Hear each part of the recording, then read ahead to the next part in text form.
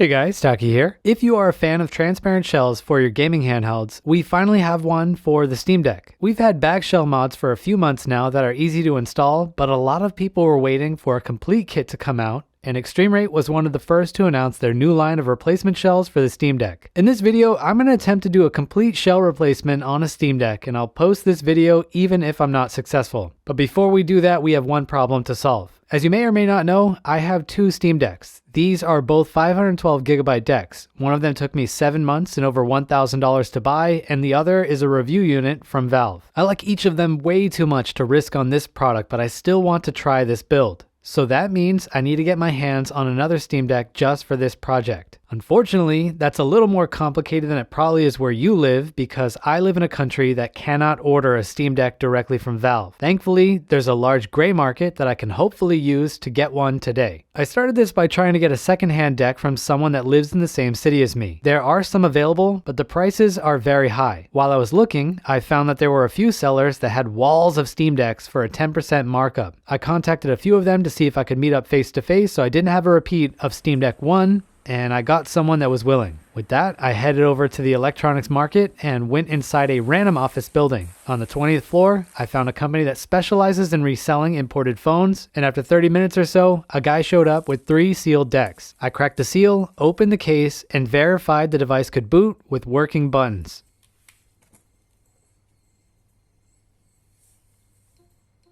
So for the low price of $450, I was able to buy a third deck for this video. And thanks to the magic of globalization, my deck has had an interesting life. It was made 1,000 miles from where I live before it traveled 6,000 miles to Calgary, where it was sold unopened to someone that shipped it 6,000 miles back to the country where it was made so it could end up in my hands.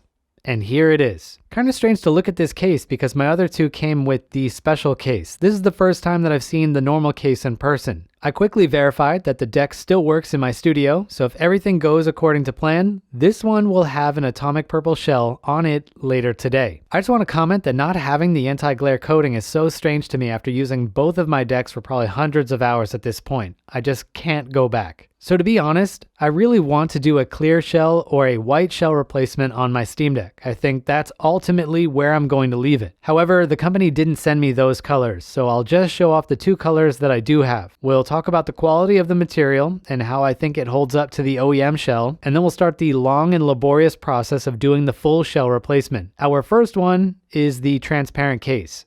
They also sent me a purple one that changes colors depending on the angle that you look at it. I think this one is pretty solid. The only thing is that the glossy surface is kind of reflective, whereas this one is more reminiscent of the Steam Deck. This is kind of like a super flashy version of the deck. I don't like reflective stuff that much, so this one's not for me, but it's still a really good shell. Now, people want to know how the new shells compare to the official one. I think that the transparent case is going to feel a little different because of the materials that you have to use to get it to be transparent. But the solid shells like this one should be able to feel identical to the official Steam Deck shell as long as they use the same plastic formula. If you've ever done a full shell replacement like this, then you'll know that there's a huge spectrum on the market when it comes to quality. I talked about this when I did my PSP video in 2023 about how some replacement shells were way worse than the official ones. I'll link to that video in the card right now because it goes over a lot of important things that I'm going to glance over in this video. The shell market is filled with stuff that looks good or looks passable when you take a photo or a video of it, but when you hold it in your hands, the feeling is way worse than official shells, so I hope that that is not the case with this one. Let's take a closer look at the transparent shell. There are a lot of people who have tried to do transparent purple products, and some of them do it really poorly. This one looks like a pretty awesome purple shell. The transparency is decent, as is the saturation. I'm also not seeing a lot of imperfections in the shell. Cases like this can be really unforgiving. If you have any kind of imperfections in your mold, they will show up. And since this one doesn't appear to be painted or have any kind of sandblasting on the inside or outside, it's really hard to hide those. If you have any issues, they are going to show up like a sore thumb. But if you look at the inside of this, it's looking pretty good. The only thing that I'm not too ecstatic about is the fact that this one has the company logo right here etched into the mold. It doesn't show up in the solid colors, so it isn't really a problem, but obviously you're gonna see it with the transparent case. I don't really want to advertise for a company when I'm using a product like this on my own. I'd rather have no brands at all. But as you can see, we don't have any major spots or blemishes. This is a really nice shell. It's one of the nicer transparent purple shells that I've seen in person. The surface does not feel exactly the same as the OEM shell. This one has kind of a semi-rough texture to it. This one is a little smoother. The chameleon one is way smoother. If I were to close my eyes, I would be able to know that this one's the Valve one. Obviously, because it still has the Valve logo and the texture is a bit different, but this new one doesn't feel bad. They've also gone ahead and molded all of the buttons, which I think is a really cool touch. So except for the analog sticks, we're going to have a really nice looking transparent purple device once this build is done.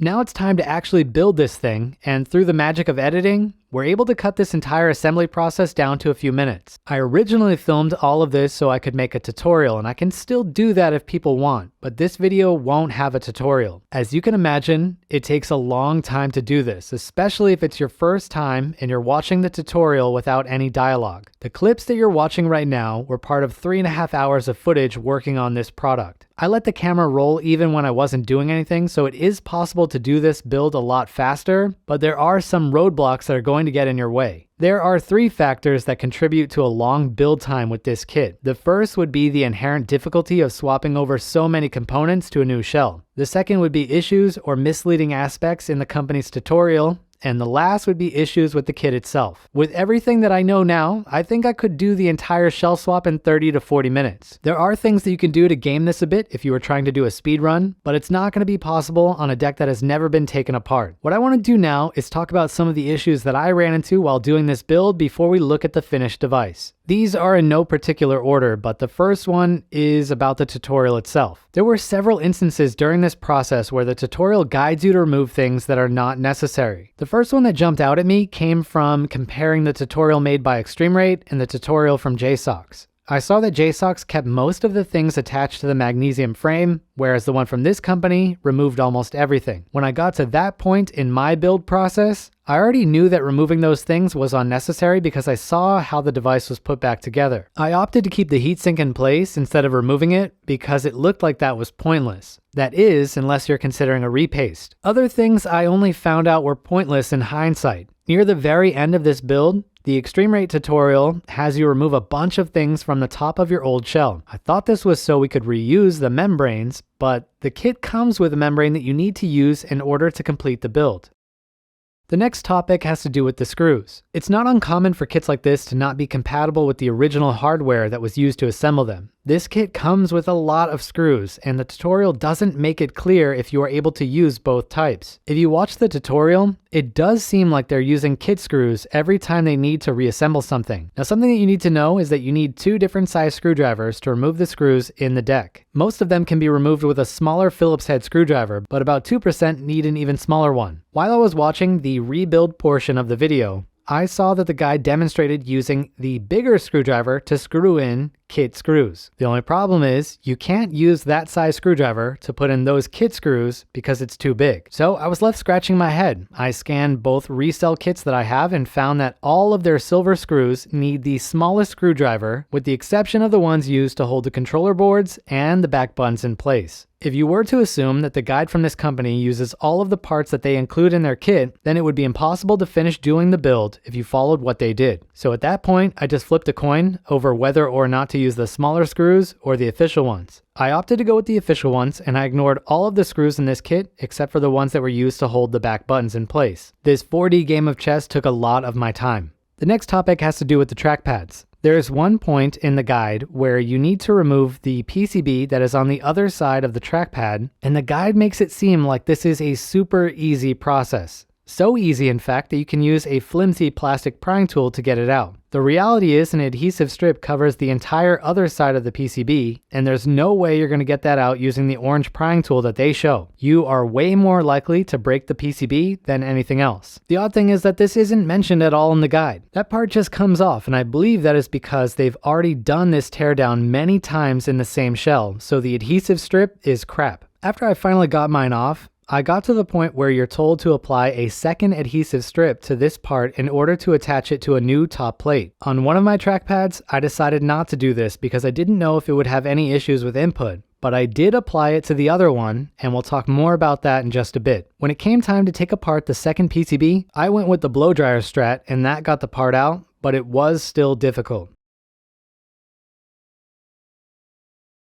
But you're probably wondering about the screen, and I have a lot to say. I decided not to use a heat gun because I don't think many people will go that route or own a heat gun. The problem is that the tools in this kit are crap. The suction cup ring is very weak and it came off many times while I was trying to open up the screen. The prying tool that they give you in this kit is also not a great option. It's super sharp and it has a good chance of cutting you as it did to me. Even when things appear to be going well, you have a very high chance of damaging the other side of your glass. Once you do that, you'll find that you no longer have a black border on your screen. When it came time for me to reassemble the screen, I was feeling like I did a great job. There were no scratches on the front of the screen and it appeared to be in perfect working order. I found that I had many holes in my border. I left a small one here in the middle so I can show you what it looks like. Small ones like this just look like you have dust under your screen, but I had huge ones. I found that you can cover these up to some extent by going over them with a black marker. You can probably use other materials too. But even though I've done that, a lot of the edges of my screen are jacked from using the prying tool. If you watch the guide from the company at around 38 minutes and 50 seconds, you will see their screen is super jacked, and that's what you're risking if you use their metal prying tool to try and take off your screen. This kit needs to come with a better suction cup and it needs something safer to remove the screen. If you have those two things, you can make the worst part of this build process much better. Now it's finally time to show off the completed build, and I made a list of things that I want to address in this section to keep things organized. These are things that I would like to know about this case if I were considering a purchase. The first thing that we're going to talk about are the buttons, and I'm going to go over each one of these one by one so we can talk about the differences between these and the original. The first ones that we're going to go over are the two bottom buttons. These buttons are slightly different than the original ones because they can move back and forth inside their slot a bit. I don't know if this slot is slightly bigger than the original one or the button is slightly smaller, but it's something that's worth noting. Next up are the track pads. The track pads work the same with or without that additional inner adhesive strip. This one doesn't have the extra strip and this one does. It's probably better to just remove the original one if you're going to go this route with a transparent case, but you can reuse the original one if it's still sticky and you're using a solid color. When I eventually swap out this shell for another one, I will fix this, but I did just want to show off what it looks like if you don't add that additional sheet. The D-pad and the ABXY buttons are identical to stock in terms of how they feel when they're pressed because the membranes are the same, but the surface is different. These have more grip because they don't have a glossy finish like the stock buttons. That could be a good thing depending on the games that you're playing, especially when it comes to the D-pad. The ABXY buttons will feel slightly different to your thumb because the letters are embossed into the shell. These guys are not screen printed like they are on the deck. When it comes to start and select, we have a tad more play to these than we do on stock, but it's not that noticeable. Over to the top, the power button and the volume buttons feel just like they do on stock, even though these use aftermarket membranes. When it comes to all of the shoulder buttons, these guys feel identical to stock. And finally, the back buttons also feel just like they do on stock. The next thing that I want to talk about is the case quality, and I think this build did turn out pretty well. The only thing that I was able to find in this is a small fissure that appears right next to my right trackpad. Stuff like this is caused by screwing in a screw too tight, but I don't think that I did that. This is the only blemish in this entire build like this. I'm going to do a lot of shots here so you can judge the case quality for yourself, but we're going to start off over here on the side. I do think that the front and the back shells line up pretty nicely. This is on par with the other two decks that I own. When it comes to the bottom, I did have some slight burrs between the front and the back shell that I was able to remove by going over this area with another piece of plastic. But outside of that, everything is perfect on the bottom.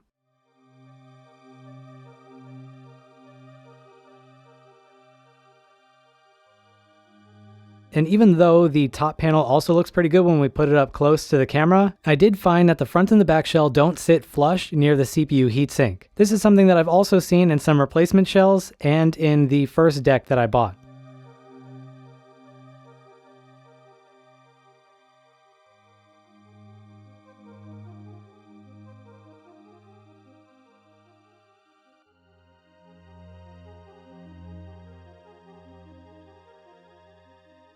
And then the final thing that I wanted to talk about are thermals. Does this shell impact the thermal performance of the deck? The thermal properties are probably not the same as the stock shell since the plastic material is different, but I don't think it's that noticeable if there is a difference in thermals. I ran this at 15 watt TDP using the new fan curve, and the device temperatures are about the same as they are on my other two decks, and the back of the case also feels about the same as it does on those. So to wrap this up, I would say that this is a pretty good Steam Deck replacement shell. The quality of the plastic is good, it feels like it was made by Valve, and it also looks great. I still would rather go for clear or white, but this atomic purple shell is awesome, and this kit isn't that expensive at around $30. A for the shell quality, D- for the tools in the kit, and C for the guide.